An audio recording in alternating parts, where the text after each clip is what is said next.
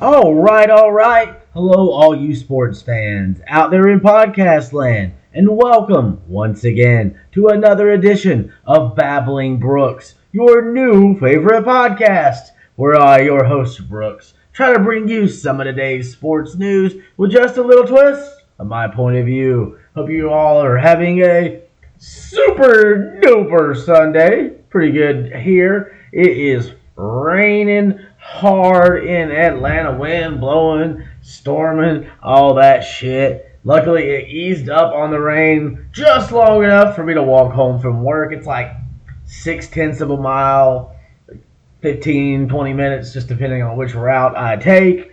And I was like, damn, man, it stopped raining, and then it started raining again right before I was supposed to leave. I'm like, damn it, come on. So, took a little poo break, and I was like, well, let's see if that changes things. And it eased up a little bit on the rain. It started sprinkling on me, about halfway.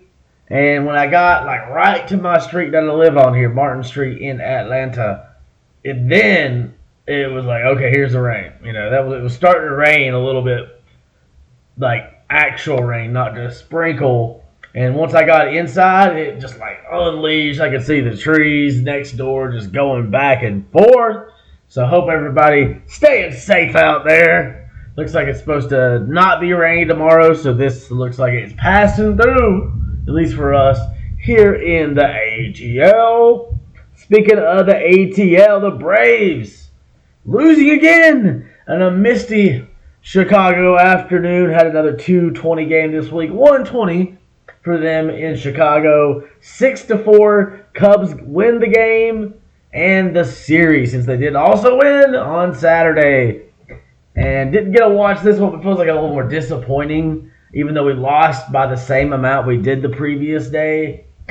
But just a lot of opportunities that just felt like they went to waste in this game. For the highlights I was watching, Braves had some chances to tie the game up, potentially take the lead back.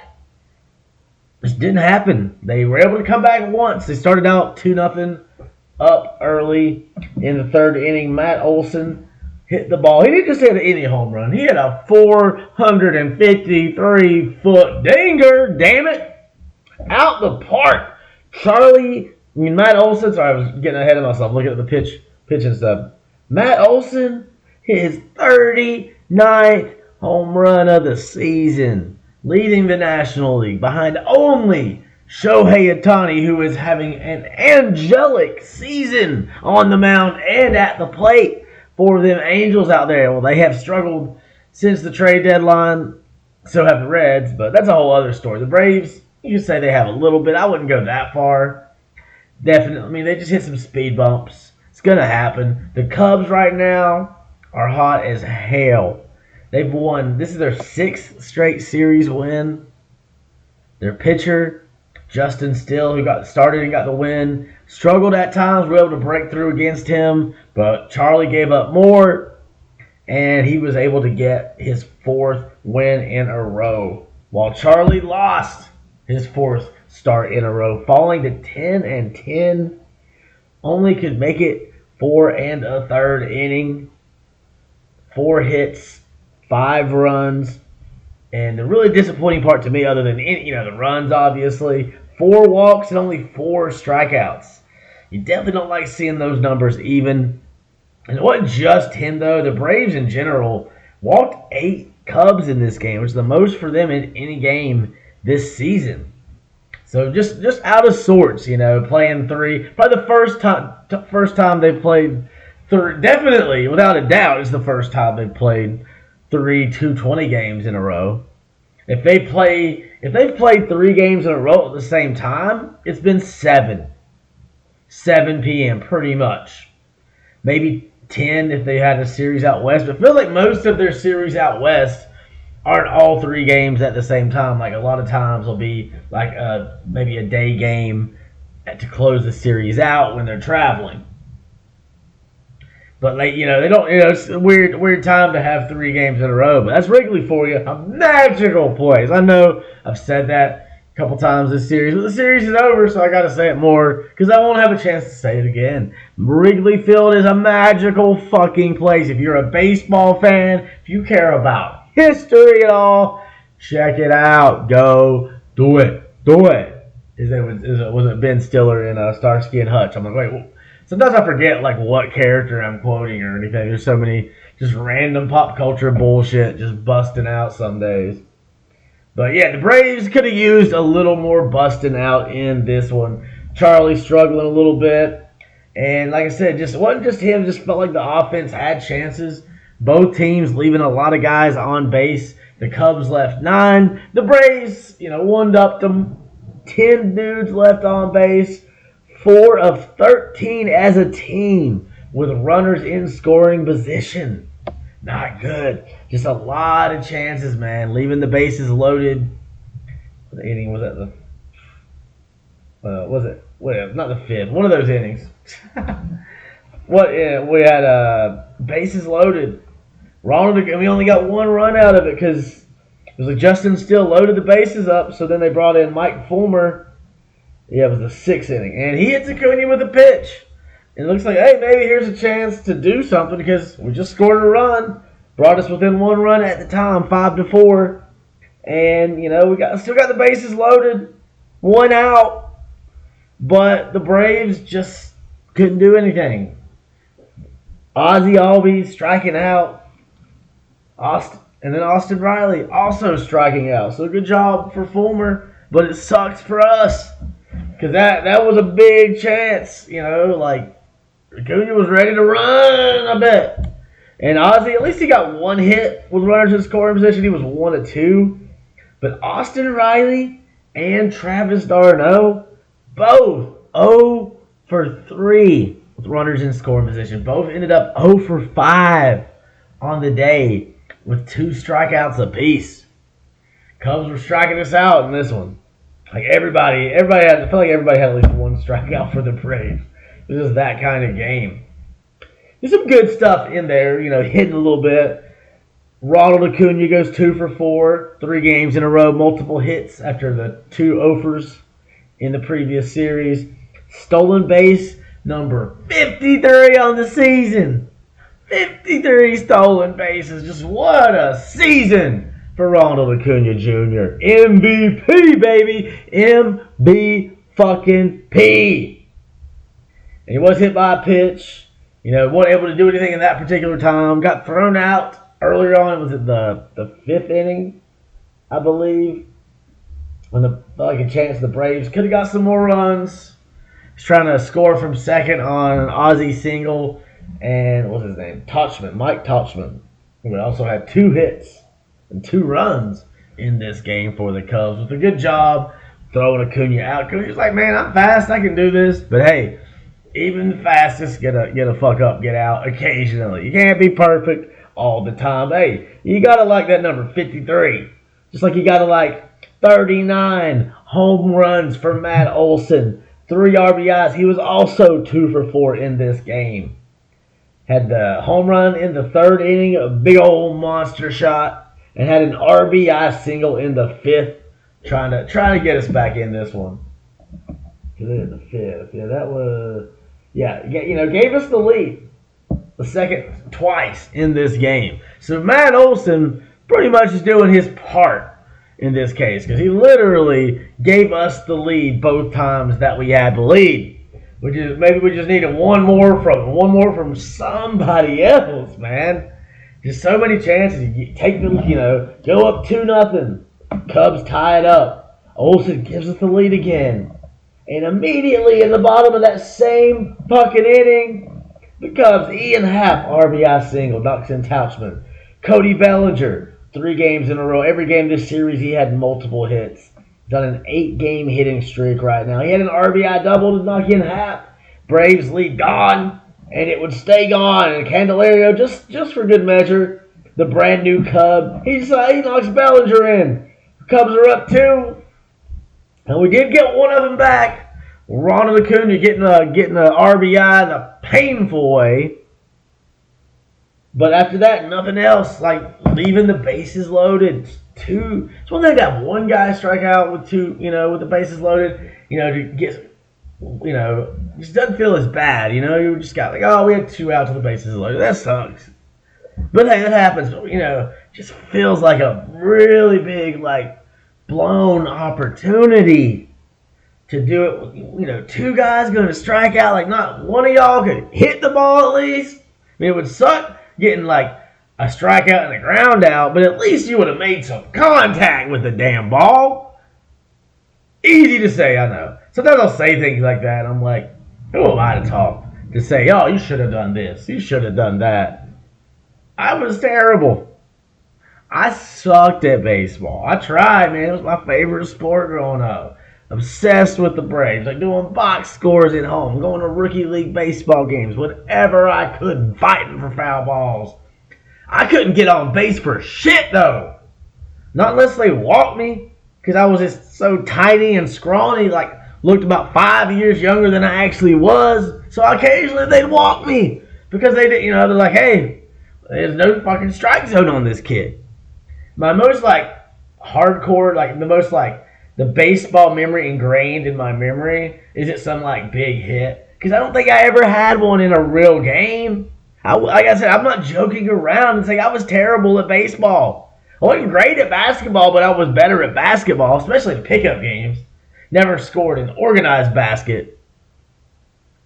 But, a pickup game, I could be okay occasionally. I had to quit because of my temper. But, hey, man, maybe I've chilled out and, as an old man, and I'll try to play a little bit. But baseball is what we're talking about, so let's not let me get too distracted.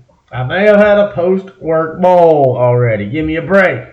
Been on my feet all day. That's why this is going to be another short fucking episode. Unless I really stretch it out with this story. But, like, my most, like, solid baseball memory is... It's actually T-ball, so not technically baseball. When I was playing for the Moonlight Theater team, which was this, I guess the building's still there. I don't know. Hopefully they hadn't tore it down and given up entirely. But it was this drive-in theater we used to go to back in the day when I was a kid, up through like high school, even college a little bit. Mostly school years though. And it was the oldest drive-in theater in the state of Virginia.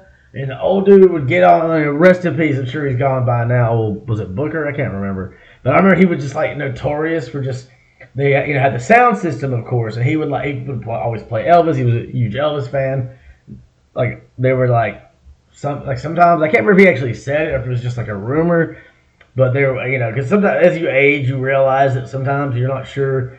Sometimes you might have made a memory up. You can't tell. Like, you tell a story so many times. You tell a joke so many times that you start to think, wait, was that real? Did that really happen? I don't fucking know. But there, he would always ramble on. That much we knew. And I'm pretty sure he said at least a couple times that he was there like the day that Elvis died. And maybe, I feel like that part I'm pretty sure on.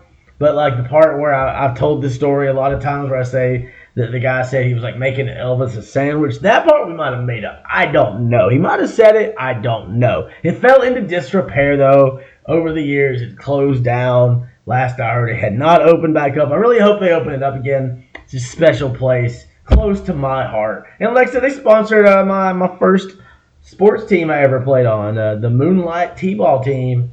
And I don't remember much else except for I probably was a pitcher, the guy that put the ball on the tee. No, that was the minor league baseball. I did that. For some reason, in between Little League and T-ball, it was minor league. I guess because Little League was like the big show when it came to like kids baseball. So minor league, you like just put the ball in the pitching machine and hope it doesn't come zinging back at you too hard. But normally they put me out like right field. But when I was playing T-ball for the Moonlight team, I just remember, I don't even remember the actual play. I just remember being on first. They told me I was out. I informed them I was not out. And they eventually gave up arguing with me. They're like, that shit. These games don't really count. Let the kid run around the fucking bases. Missed an opportunity to learn a valuable lesson, I guess, didn't I? But who cares? Fuck it. Right? So there's that. So I was terrible at baseball. So it's one thing for me to be like, how could you not drive in a run with the bases loaded? Are you terrible? Like I was? When I, couldn't, like, come anywhere close to their level. at this shit. But just still, for as good as we are, we should have been able to get at least one more run of that scenario.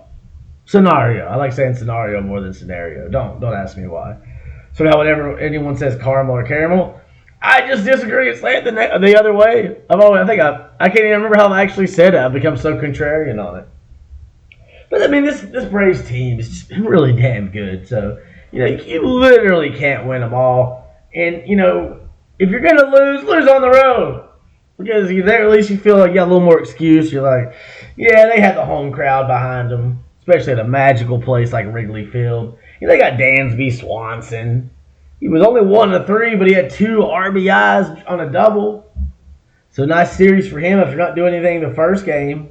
That was a nice little year. It's kind of slower than he would have liked, but once he got going, man, Dansby, damn, you got to say. Hit 2 home runs in one game and then 1 in the next one in their previous series. So good for Dansby, man. I'm no ill will. I'm really, really glad he went to the Cubs.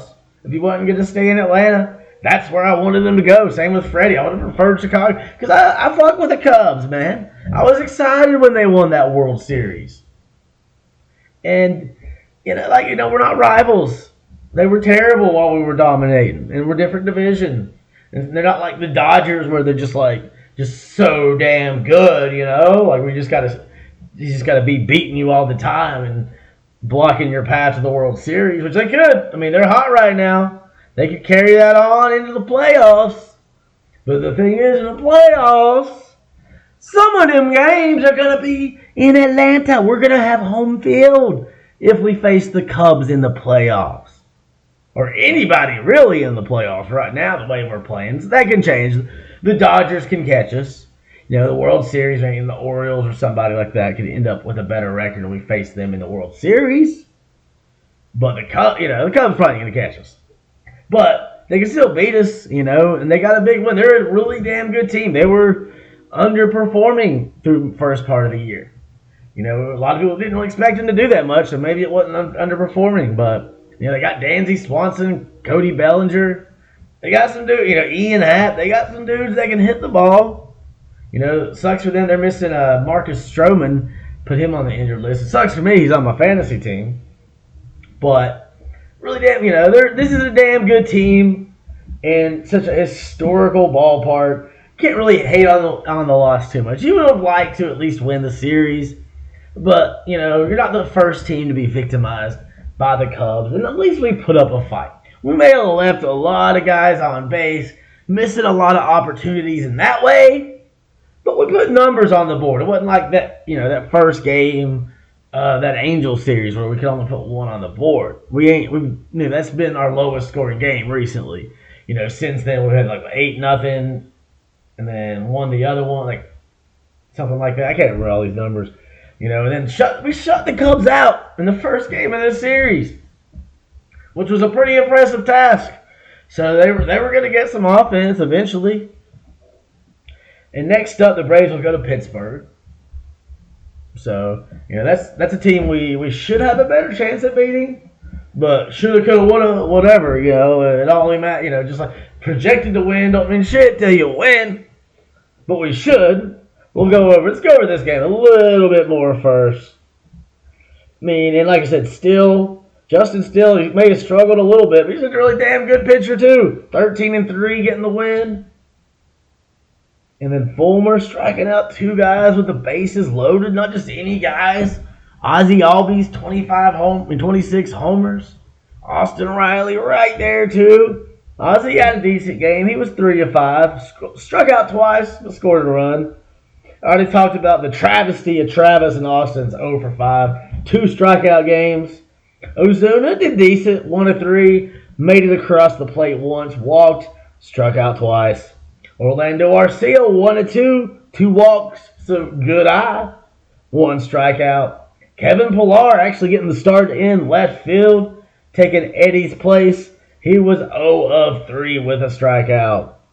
0 of 1 with runners in scoring position. Eddie Rosario did get a chance, though. Pinch hit in the 8th, and he got out. So he was 0 of 1.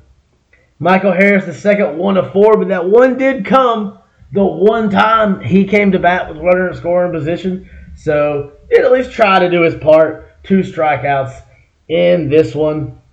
Brad Hand, probably the best pitcher for the Braves in this one. Scoreless 6th inning after McHugh came on and finished up the 5th inning for Charlie Morton. Then we had Joe Jimenez give up a run on 2 hits in the 7th. Kurt also had a strikeout though, so doing a little something.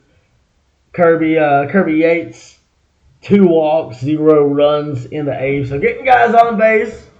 Don't really love that. 2 walks in 1 inning, but he didn't let nobody come home, so did something right.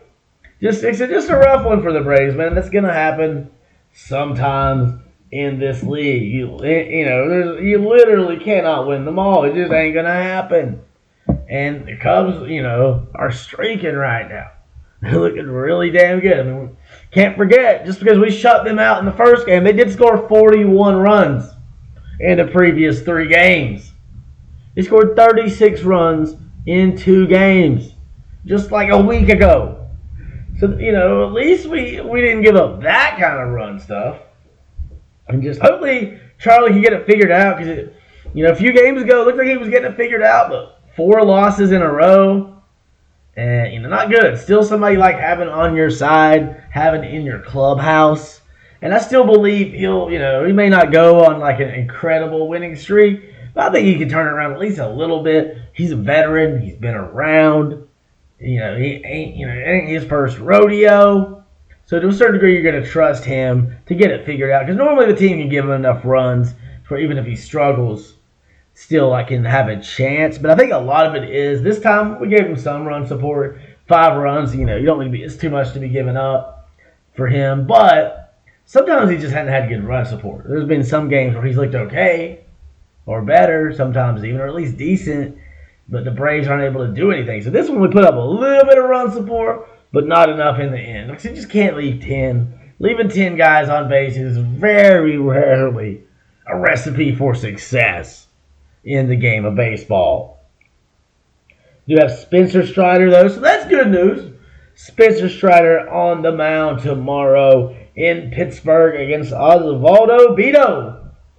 Spencer is 12-3 with a 3.61 ERA. Bido only 2-2 with a 5.18 ERA, and he has way less innings than Spencer.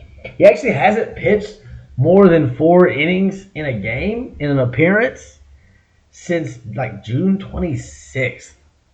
So that's encouraging, but we've been encouraged before. We had that bullpen game yesterday on Saturday that the Braves still weren't able to win. So, maybe he's due, but I don't think so. I think Spencer's gonna find a way. This is a 4-game series in Pittsburgh too, which always throws me off. Why not just have all games, or all series 3 games? And we're going to have 3 games in a row at 7:05 before the Thursday afternoon game. I'm actually going to watch that before work.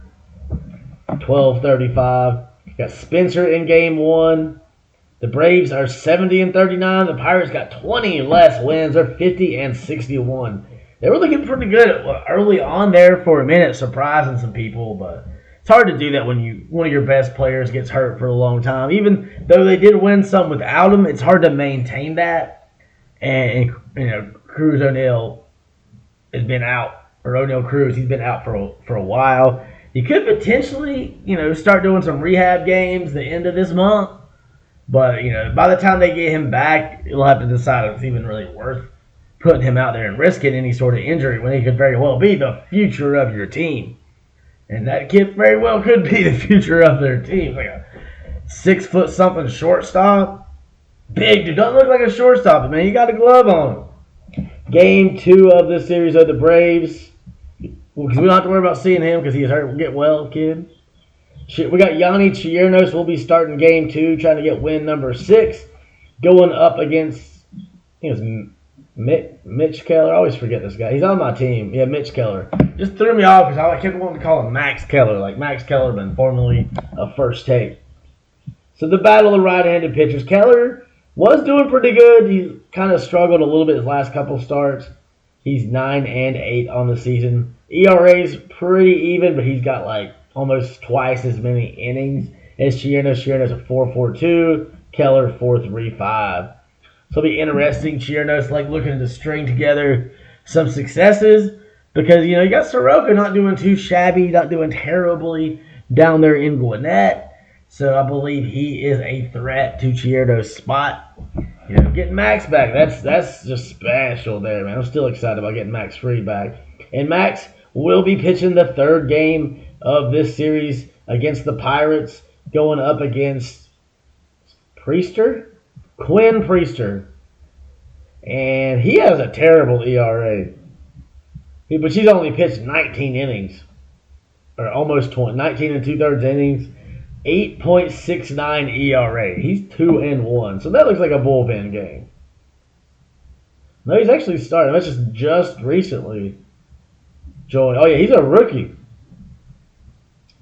Because his career stats are the same as his regular season.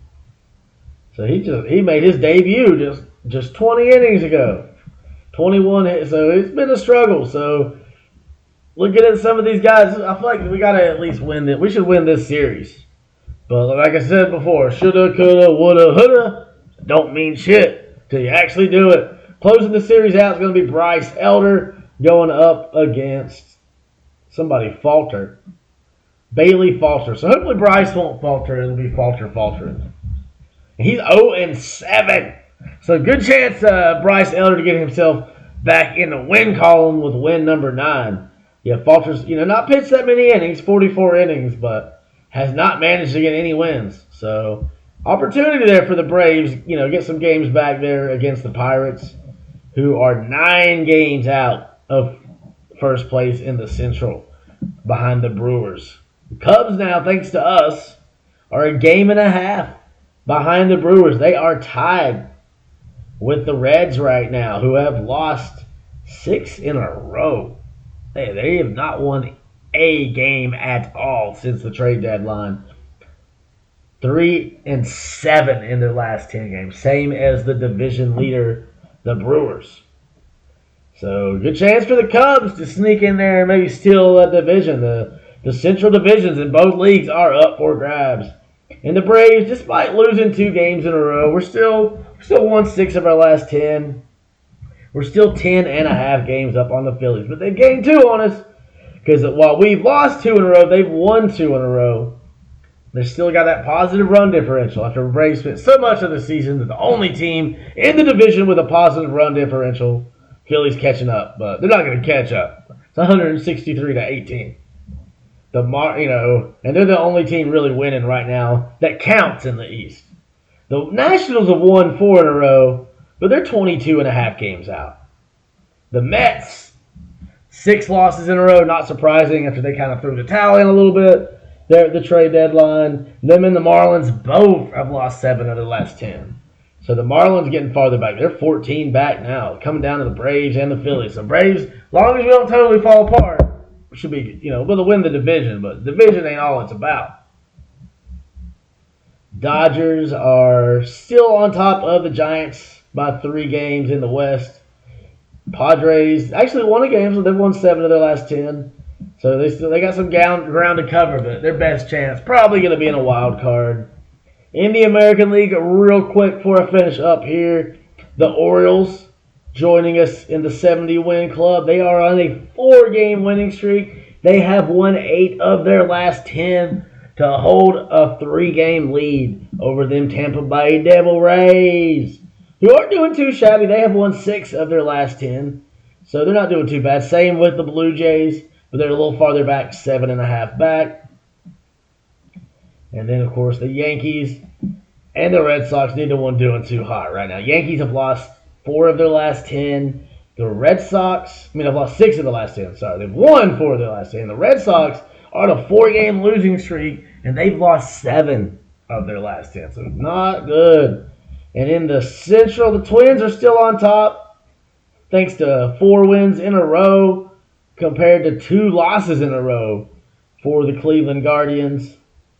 Guardians have lost 7 of their last 10, so they've had chances to close the gap, but Twins going on a mini winning streak, up 4.5 games. The big news in the Central is I don't know if y'all saw it, but there was a kerfuffle. There was an incident at the Cleveland Chicago game. It didn't look like anything out the norm. We know one of their best player. What's his name? Going blank. I wouldn't know it if I wasn't trying to look it up.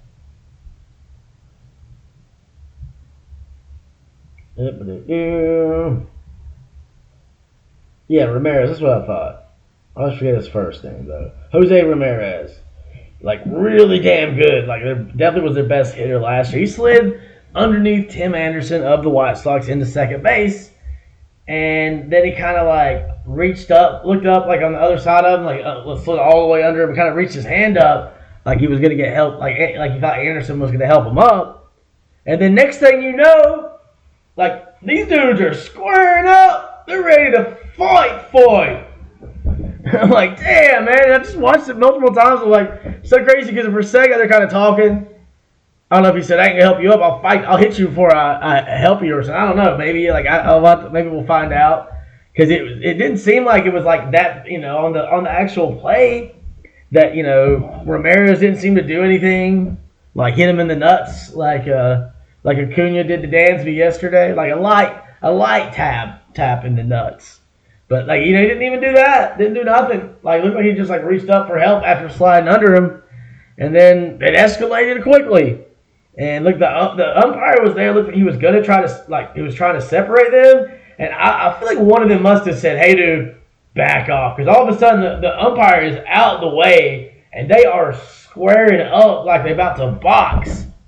And then Ramirez actually lands a nice little right hook, knocking down Tim Anderson. The Cleveland announcer was like, Anderson goes down. Anderson goes down. And it was just like, damn. Then, of course, all the teams coming in. But it was like, the wild thing is, too, is like, while the hit that he got that knocked him down, it's like, he was kind of being held back by the White Sox pitcher. He was like, what am I having to do this for? And then today, it was like, surprisingly, it wasn't like, one of them's, in the lineup. Neither one's suspended yet. I guess they're going to wait on that. But Anderson didn't play today.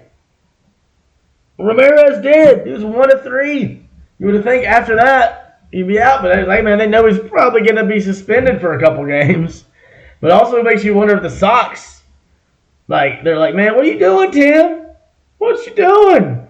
He must have done something that they didn't like. Because if it was just hey, just two guys getting into it, boys will be boys, like the Cleveland's manager said. But, the fact that he wasn't starting makes you wonder. Maybe they're like, dude, come on, stop fucking with this shit. But yeah, we'll see what happens with that. That was interesting.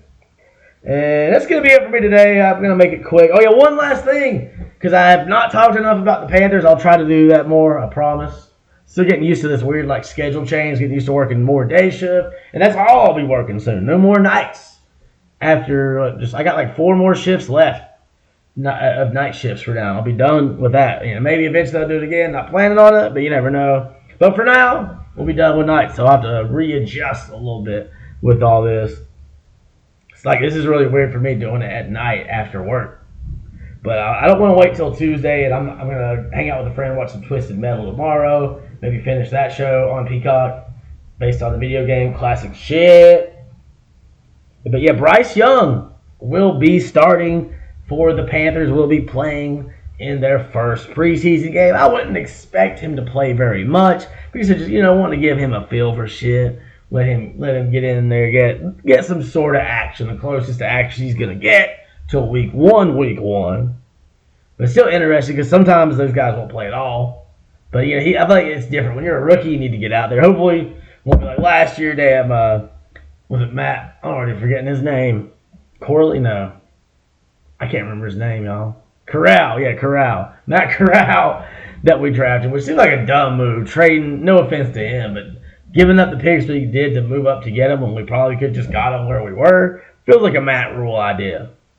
It just does. Maybe he says he didn't have player control. The GM did. But that feels more like a Matt Rule than a Kevin move. But Bryce Young, I think he'll be good. I'm sure. Be against the Jets. Not, actually, I don't think we'll see. We'll probably be like a one, maybe two series, depending on how it goes.